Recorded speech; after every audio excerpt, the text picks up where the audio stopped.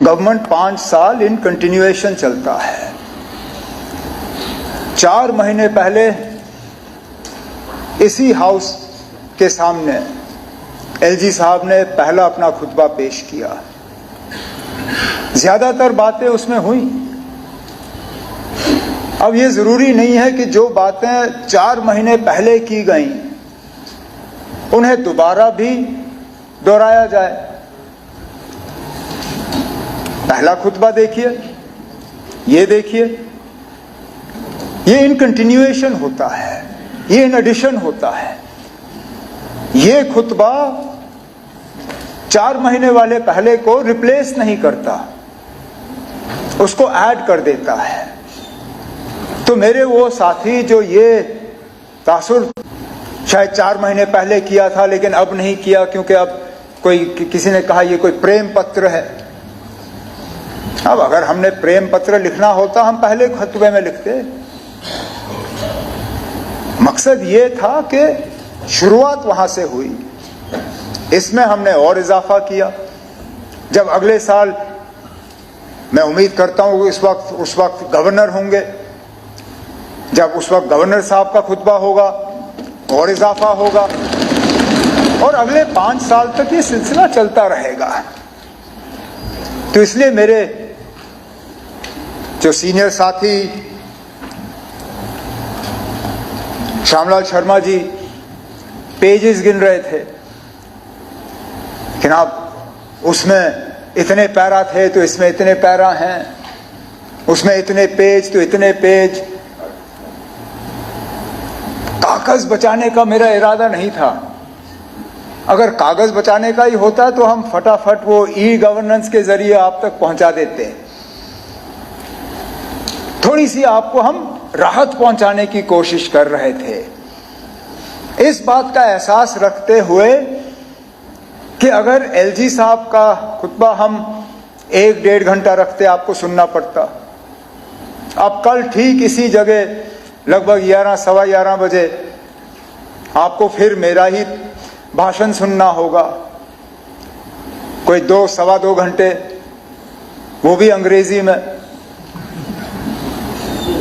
तो हमने सोचा ना, अब जब गवर्नर साहब ने 4 महीने पहले इतना लंबा सारा खाका आपके सामने खींचा तो इस बार इसको थोड़ा कंसाइज करके बाकी बातें हम बाद के लिए रखेंगे। तो इसमें ऐसी कोई बात नहीं है कि हम अपना एजेंडा निकाल रहे हैं या किसी चीज पे हम खामोश रहना चाहते हैं। अब कई सारे साथी इस तरफ से भी, ऑपोजिशन के बेंचेस की तरफ से भी डेवलपमेंट के हिसाब से बातें आई, कुछ सवाल आए, कुछ चीजों का जिक्र हुआ।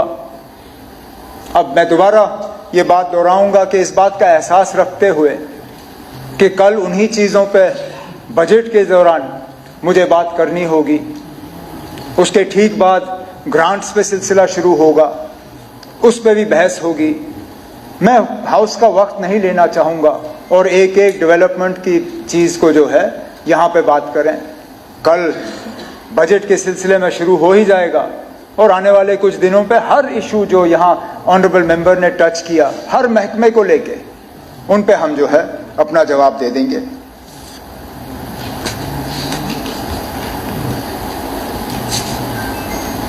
हमारे मैनिफेस्टो का यहाँ बहुत जिक्र हुआ, बहुत सी बातें आई मैनिफेस्टो को लेके।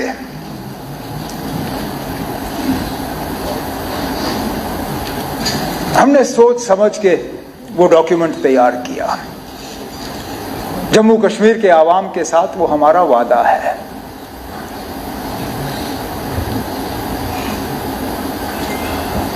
हमने जब ये मैनिफेस्टो लोगों के सामने रखा, हमने उन्हें ये कहा कि हम आपसे 5 साल का मौका मांग रहे हैं।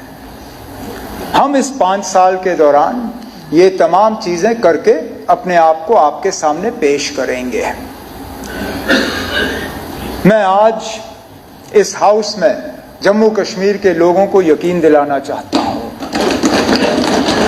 कि जो बातें A to Z जो बातें हमने अपने मैनिफेस्टो में की हैं, हम इन आने वाले 5 साल में उन बातों पे कायम रह के उनको पूरा करेंगे। उनमें जो कैदियों के हवाले से बात हुई, अब मैं इसमें सियासत में उलझना नहीं चाहता हूं, नहीं तो बहुत कुछ कहा जा सकता है इन कैदियों के बारे में, जिन पे 2016 में केस लगे थे और उनसे केस वापस लेने के वादे हुए जो फिर नहीं हुआ। जो टर्मिनेशंस की बात यहां पे हुई सरकारी मुलाजमों की, उसका सिलसिला किस दौर में शुरू हुआ वो हम सब जानते हैं, लेकिन सिलसिला रुक जाना चाहिए, उस पे हम वादाबंद हैं और हम अपने वादे पे कायम रहेंगे। अब लीडर ऑफ द ऑपोजिशन साहब ने ये कहा कि हम पीएसए इस्तेमाल करते हैं तो क्या गुनाह करते हैं। अब अगर पीएसए ही आपका हथियार है तो आपका केस कमजोर है ना। आप मान के चलिए, अगर आप सिर्फ पीएसए के बुनियाद पे इन लोगों को जेल में रख रहे हो सालों साल, इसका मतलब यह है कि आपके पास इनको प्रोसिक्यूट करने की कोई सबूत है नहीं, आपके पास इनके खिलाफ कोई केस है नहीं, आप सिर्फ पीएसए के जरिए जो है इनको बंद रख रहे हैं। अगर वाकई जो आप कहते हो कि ये पत्थरबाज हैं, ये ओजीडब्ल्यू हैं, ये वे हैं, तो प्रिवेंटिव डिटेंशन की जरूरत क्यों? प्रिवेंटिव डिटेंशन की जरूरत वहां पड़ती है जहां आप और कोई केस बना नहीं सकते हो। आपने मेरे खिलाफ पीएसए लगाया क्योंकि मुझे बंद करने के लिए आपके पास और कुछ था नहीं। आपने पहले प्रिवेंटिव डिटेंशन में मुझे 6 महीने बंद रखा, जब वो अरसा बीत गया और कुछ चाहिए था आपको, आपके पास और कुछ था नहीं, तो पीएसए लगा के मुझे बंद कर दिया। ये जो 400 पीएसए में बंद हैं, अगर वाकई जो आप कहते हो सही है, क्योंकि आज पुलिस और लॉ एंड ऑर्डर मेरे पास है नहीं, तो जो आंकड़े आपके पास आ जाते हैं वो मेरे पास नहीं आते। आप ब्रीफिंग लेके आते हो, मेरे पास वो ब्रीफिंग है नहीं। अगर जो आप कहते हो जनाब वो ये हैं वो हैं, मुल्क के खिलाफ इन्होंने कार्रवाई की, तो पीएसए के बजाय उन पे केस करिए, प्रोसिक्यूट करिए, जेल की सजा दिलाइए, फिर जाएं जेल में। लेकिन अगर सिर्फ पीएसए के बुनियाद पे आप उनको बंद रखते हो तो कहीं ना कहीं आपके कहने में और जमीनी हकीकत में थोड़ा सा फर्क है।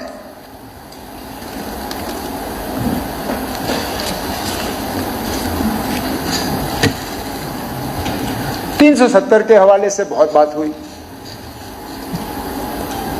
मैं फिर honourable leader of the opposition की तकरीर के हवाले से ही बात करूंगा। कहा कि 370 को लेके हम हाउस का टाइम जाया करते हैं, लेकिन जितना हमने 370 पे बात की उससे ज्यादा तो शायद उस तरफ से बात आई। हर तकरीर में 370 को हटाने की जस्टिफिकेशन वहां से आई।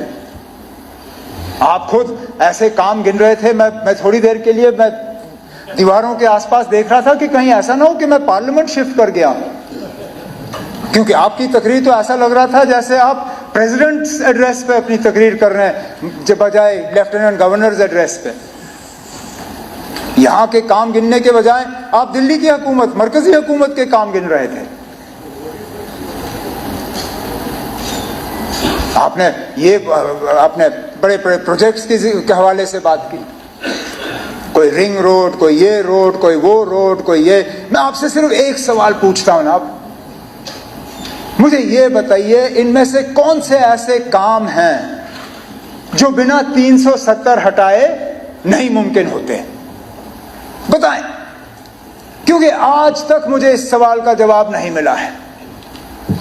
आप जो काम गिनते हो, IIT, IIM, AIIMS, ring road, ये बाकी चीजें, इनमें से ज्यादातर वो काम हैं जो 2019 से पहले शुरू हुए। लेकिन मैं उस झगड़े में पड़ूंगा ही नहीं। मैं आपसे यह पूछता हूं ना, मुझे बताइए वो कौन सा ऐसा डेवलपमेंट रिलेटेड काम हुआ है जो 370 हटने से पहले मुमकिन नहीं था? डेवलपमेंट के लिहाज से कौन सी बेहतरी आई? अब चलिए, आज आप कहेंगे आपको इस पे जवाब देने का मौका नहीं मिला, चलिए बजट में जब आप तकरीर करेंगे, कम से कम उस वक्त मुझे बताइए ना, कोई ऐसा एक प्रोजेक्ट बताइए मुझे जो बिना 370 हटाए हुए यहां मुमकिन नहीं होता। मैं भी अपनी जगह समझ जाऊं कि ना वाकई शायद कोई बहुत बेहतरी या तरक्की आई है।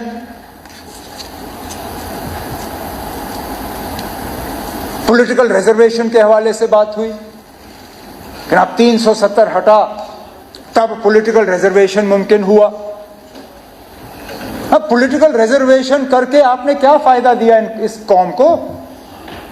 आप मेरे जो हमारे गुजर यहां पे कम्युनिटी से ताल्लुक रखते हुए एमएलएस हैं, उनके तरफ इशारा करके कहा कि ना हमने आपको बहुत बड़ा फायदा दिया जो पॉलिटिकल रिजर्वेशन दिया आपको। अरे इनकी तादाद गिनिए ना, आज कितने हैं? 6 हैं। आपके रिजर्वेशन देने से पहले कितने थे ना, जरा पूछिए इनसे। 9 थे। नहीं ना, आज 9 नहीं है ना। आप मैं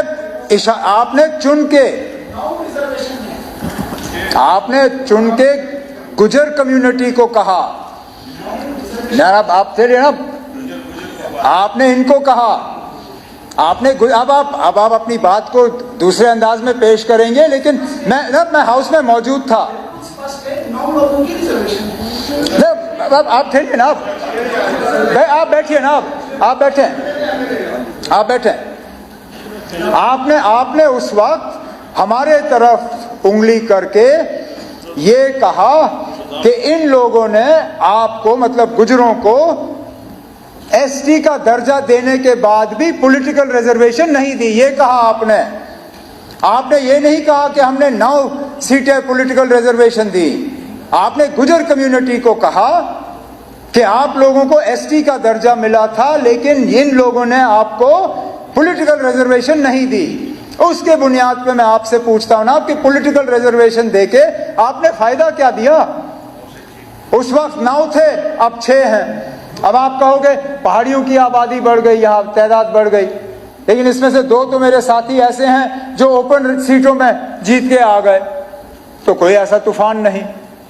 तो मैं फिर इस बात पे आता हूं ना कि 370 हटाने के बाद कौन सा ऐसा करिश्मा हुआ जिसकी बुनियाद पे आप कहोगे जनाब कि जमीन आसमान का फर्क पड़ा, बहुत फायदा हुआ लोगों को।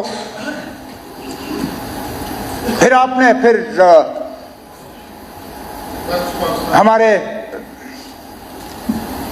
हमारे साथी शक्ति परिहार साहब ने अपनी तकरीर में शुरू में ही कहा कि 370 जो है वो जम्मू कश्मीर में करप्शन, नेपोटिज्म और एक और अंग्रेजी अल्फाज इस्तेमाल किया जो मुझे याद नहीं है, टेररिज्म। चलिए एक सेकंड के लिए टेररिज्म, मैं ये जब टेररिज्म की मैं बात सुनता हूं तो मैं थोड़ा परेशान। एक सिस्टर अमृतसर में ब्याही हुई है, उसके हस्बैंड की डेथ हो गई थी, वो हमारी प्रॉपर्टी को नहीं ले सकती थी। आज वो मैं आ रहा हूं ना, मैं आ रहा हूं उस बात पे, मैं उस बात पे भी आ जाऊंगा,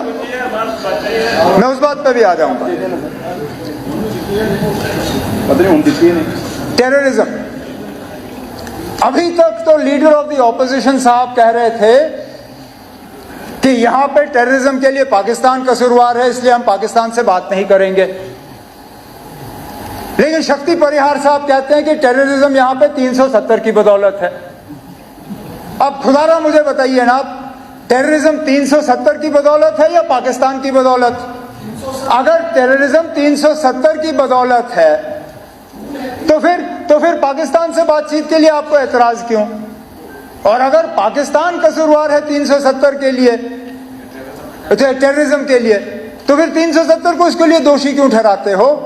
और 370 को हटाने के बाद जो बिलखसूस जम्मू में टेररिज्म बढ़ी, उसके लिए कौन कसूरवार?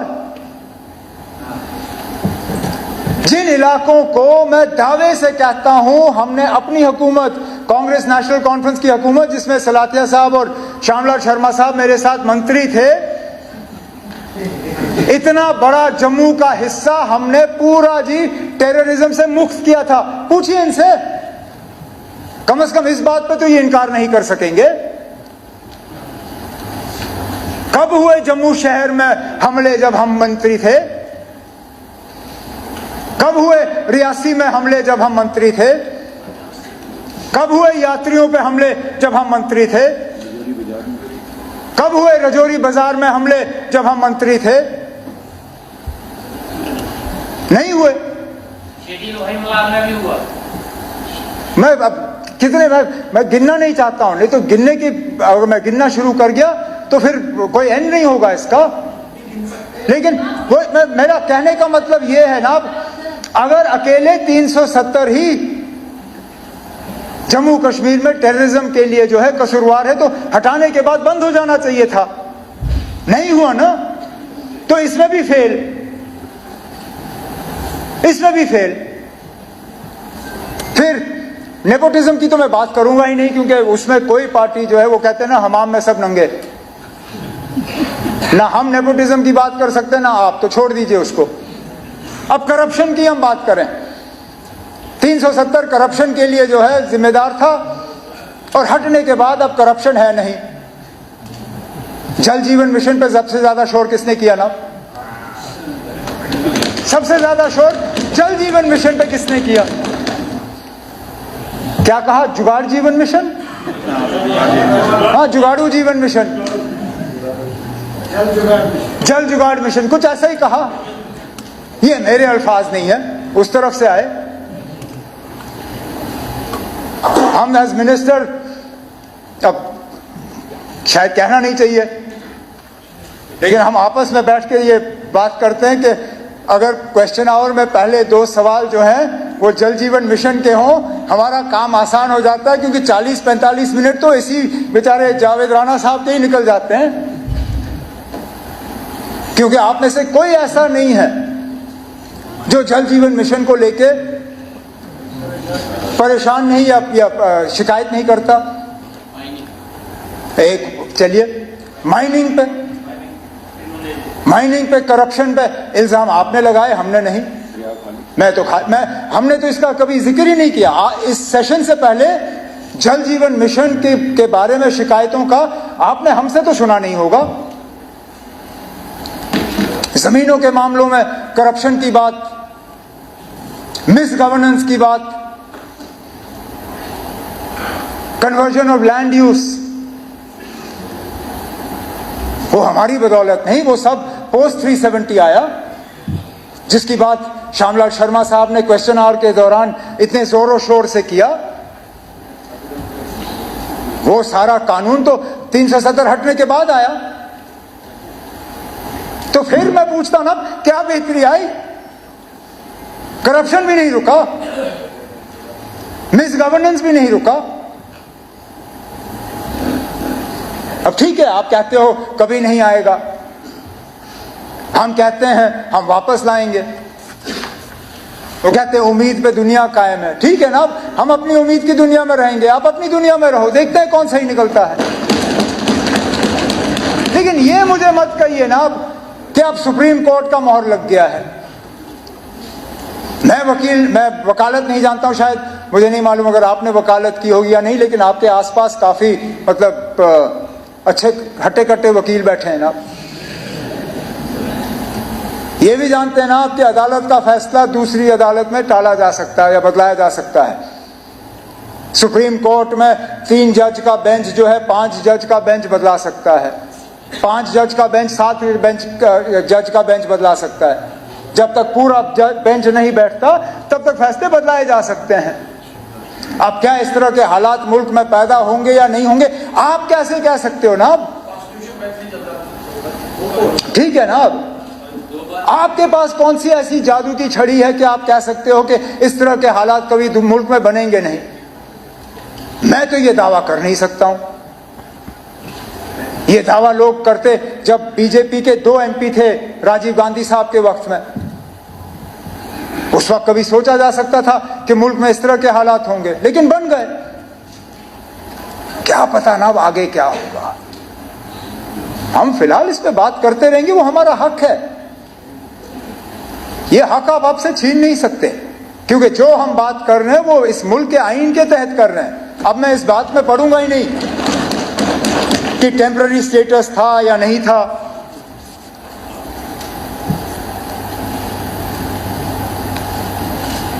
लीडर ऑफ द ऑपोजिशन साहब ने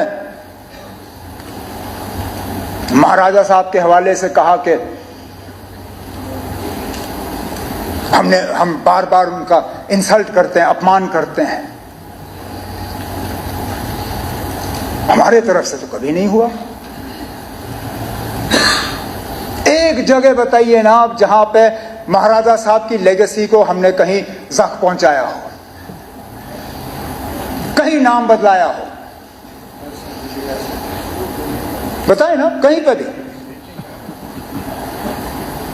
मेरे हुकूमत में, कांग्रेस की हुकूमत में, मेरे वालिद साहब की हुकूमत में, जब पीडीपी और कांग्रेस की हुकूमत थी तब, बताए ना आप कहीं पे हमने नाम बदले?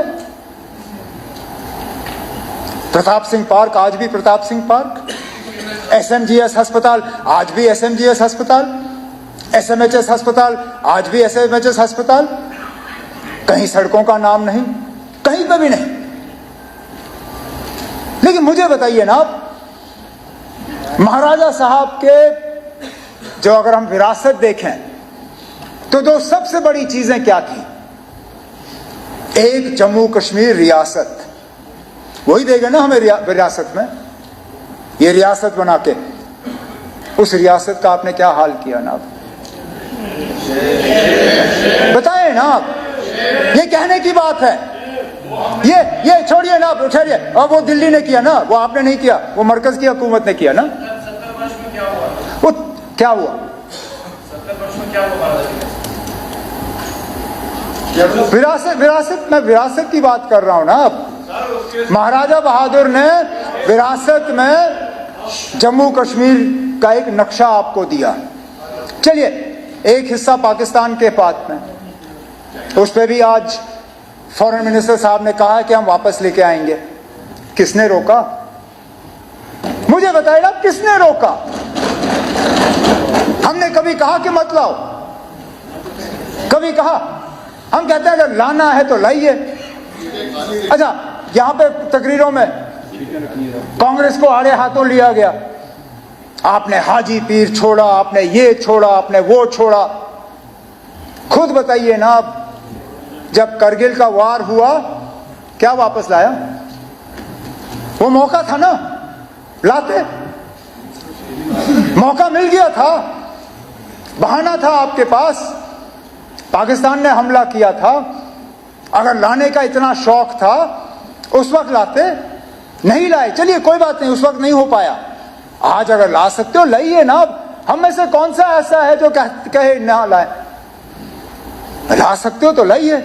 लेकिन उसके साथ साथ जब आप वो नक्शा देखते हो ना जम्मू कश्मीर का, उसमें जम्मू कश्मीर का एक हिस्सा पाकिस्तान के पास है, ठीक, लेकिन एक हिस्सा चीन के पास भी है। उसकी बात क्यों नहीं होती? उसका जिक्र क्यों नहीं होता? जब आप लाएंगे ना, मेहरबानी करके जब ये थोड़ा सा हम पे एहसान करिए, जब उस तरफ का लाएंगे तो जो चीन के पास है ना वो भी लाइएगा। लेकिन चलिए, वो दो हिस्से जो चले गए वो छोड़ दीजिए। जो महाराजा साहब ने जम्मू कश्मीर का नक्शा बनाया था उसके भी आपने दो हिस्से किए, लद्दाख को अलग किया। अब आप कहते हो लद्दाख के लोग ये चाहते थे। कभी पूछा आपने उनसे? कभी मालूम करने की कोशिश की? पहले दिन से करगिल के लोग इस फैसले के साथ नहीं थे, ठीक। आज अक्सर बेशतर लद्दाख की आबादी जो है, बौद्ध आबादी, वो भी इस फैसले के साथ नहीं है। आज जिन लोगों ने 5 अगस्त 2019 को मिठाइयां बांटी थी, आज वो भी कहते हैं कि शायद इससे बेहतर तो हमारी हालत जम्मू कश्मीर के साथ ही बेहतर थी। तो पैदल आए लेह से दिल्ली अपने हकूक हासिल करने के लिए। तो वो विरासत का जो हमें मिला था वो भी नहीं रहा। और विरासत में महाराजा साहब क्या छोड़ गए हमारे लिए? स्टेट सब्जेक्ट लॉज, कि हमारी जमीन हमारी, हमारी नौकरियां हमारी। कहां है वो लॉज ना? कहां है वो कानून? आज आपकी जमीन पे आपका क्या हक है ना, कोई भी आके ले लेगा। आज आपकी नौकरियों पे क्या हक है आपका? इससे अच्छा तो हिमाचल का हाल है। हिमाचल पे फैक्ट्री लगती है तो वहां कानूनन 70% जो है मुलाजिम हिमाचल के होने हैं। वहां अगर होटल लगता है तो 70% मुलाजिम हिमाचल के होते हैं। आप बताइए ना कौन सा ऐसा कानून यहां पे है? तो जब महाराजा साहब का नक्शा आपने नहीं रखा, जब महाराजा साहब का स्टेट सब्जेक्ट का कानून आपने नहीं रखा, तो हमने अपमान किया या आपने किया?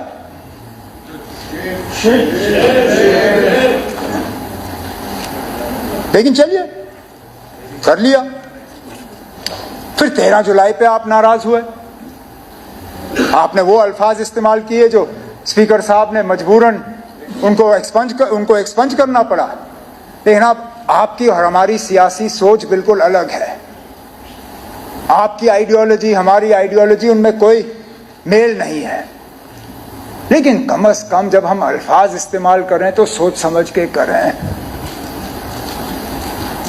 उन 22 लोगों ने जो 13 जुलाई 31 को कुर्बानी दी, वो किस लिए दी? एक आवाज हासिल करने के लिए, कुछ हकूक हासिल करने के लिए। और अगर उनका वो करना गलत होता, महाराजा साहब ने उनकी कुर्बानी के बाद जो कदम उठाए, क्यों उठाए? जो ग्लैंसी कमेटी बिठाई गई, जो जस्टिस दलाल कमीशन बिठाया गया, क्यों बिठाए गए? जो उस कमीशन के बाद इलेक्शन का अनाउंसमेंट हुआ, जो इलेक्शन करके प्रजा सभा बनी, वो प्रजा सभा आखिर में जम्मू कश्मीर की असेंबली बनी। अरे नाब, जिन कुर्बानियों के बुनियाद पे ये असेंबली कायम हुई,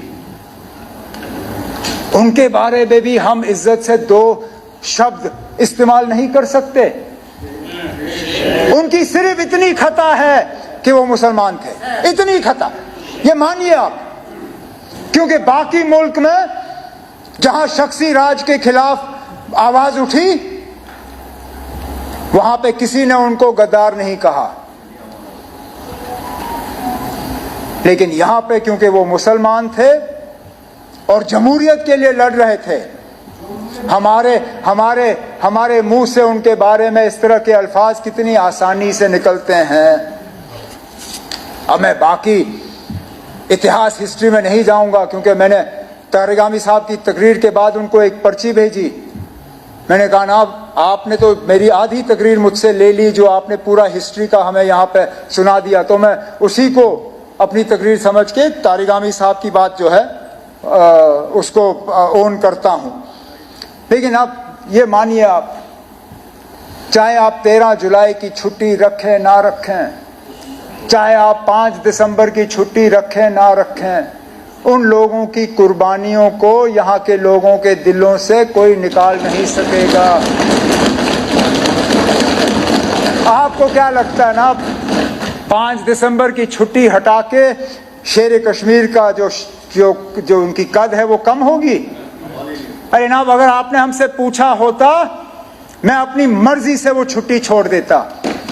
मेरे साथी, पता नहीं उनको याद है या नहीं है, जब मैं वजीर आला था पिछली बार, मैंने अपने साथियों से उस वक्त कहा कि हाँ, मैं 5 दिसंबर की छुट्टी छोड़ना चाहता हूं।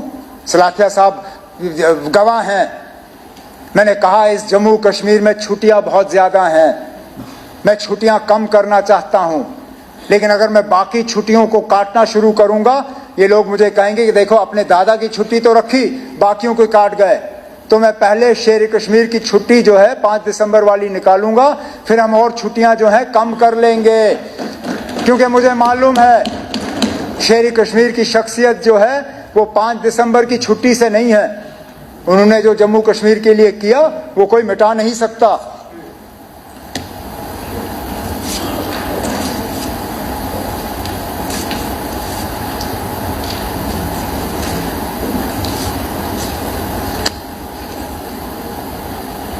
स्टेटहुड का रेजोल्यूशन हमारे एक साथी ने पूछा, नहीं, मैं उस पर आ रहा हूं कि वो असेंबली में क्यों नहीं आया, कैबिनेट में क्यों।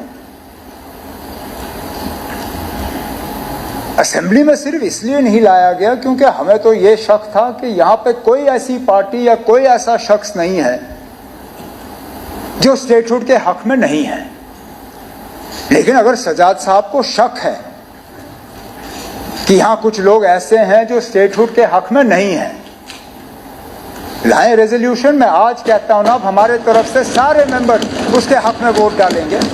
वैसे भी शायद कल या परसों इन्होंने वैसे भी हाथ ऊपर करवा के 2 रेजोल्यूशन तो यहां पास करा ही दी, ये वाला भी पास करा देते, हम अभी हाथ ऊपर कर लेते। नहीं ना, ये वाला अब इनसे बात करके करवा लीजिए, लाइए ना, इनसे मशवरा कर लीजिए, आपके वहां बैठे हुए हैं, लाए ना, हमें कोई एतराज नहीं है। लेकिन उसके साथ साथ जब तक हमें स्टेटहुड वापस नहीं मिलता तब तक गवर्नेंस पे क्लैरिटी के लिए जो बिजनेस रूल्स जो हैं उन्हें फ्रेम करने की जरूरत थी। अब बेशक थोड़ा वक्त लगा, लेकिन कल रात को कोई 8 बजे के आसपास हमने कैबिनेट की मीटिंग की, हमारे बिजनेस रूल्स जो हैं वो फ्रेम हो गए हैं, कैबिनेट ने उनको मंजूरी दी है। उस मंजूरी को अब लेफ्टिनेंट गवर्नर साहब के पास भेजा हुआ है और उम्मीद की जा रही है कि उस पर जो है मंजूरी दिलवाई जाएगी, ताकि कम से कम जब तक ये सिस्टम जो है हमारा है, मैं तो मान के चल रहा हूं कि टेम्पररी है, लेकिन जब तक है ठीक तरह से चलना चाहिए, कोई कंफ्यूजन की गुंजाइश रहनी नहीं चाहिए।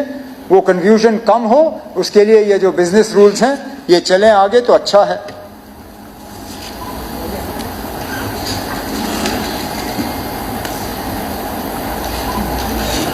क्योंकि इसी में हमारी डिग्निटी और जो रिस्पेक्ट ऑफ द इंस्टीट्यूशन, जिसके हवाले से श्यामलाल शर्मा जी ने सुबह भी बात की, अपनी तकरीर में भी कहा, आधा तो हमारी डिग्निटी तो इस स्टेटहुड के जाने से ही चली गई ना।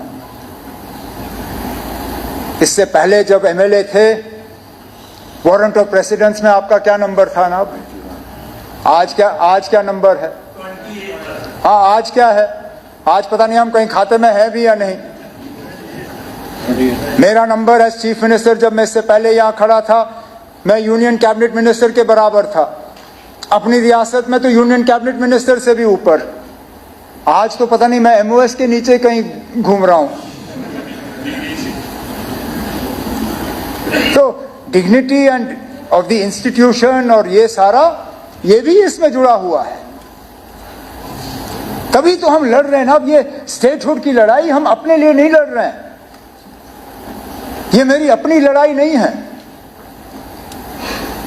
ये जम्मू कश्मीर के फायदे के लिए लड़ाई है। क्योंकि जो चीजें हम करना चाहते हैं उनमें से कई सारी ऐसी चीजें हैं जिनको अमली जामा हम तब पहना पाएंगे, जिन चीजों को वापस लेने की जरूरत है, जिन चीजों को बदलने की जरूरत है।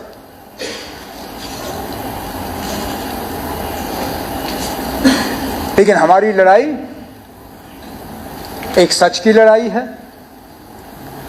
इंसाफ की लड़ाई है, कानून की लड़ाई है, और जम्मू कश्मीर के लोगों को एक राहत की सांस लेने की लड़ाई जो है हम लड़ रहे हैं।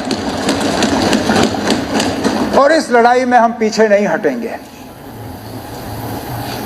बीच बीच में कुछ लोग हमें डराने की, धमकाने की, खामोश कराने की कोशिश करते हैं, लेकिन हम खामोश रहने वाले लोग नहीं हैं। हम जम्मू कश्मीर के लोगों के हकूक के लिए, जम्मू कश्मीर के लोगों के बका के लिए, जम्मू कश्मीर की तरक्की के लिए, जम्मू कश्मीर के भाईचारे के लिए अपनी लड़ाई जारी रखेंगे। स्पीकर साहब, मुझे कल इससे ज्यादा लंबी तकरीर करनी है।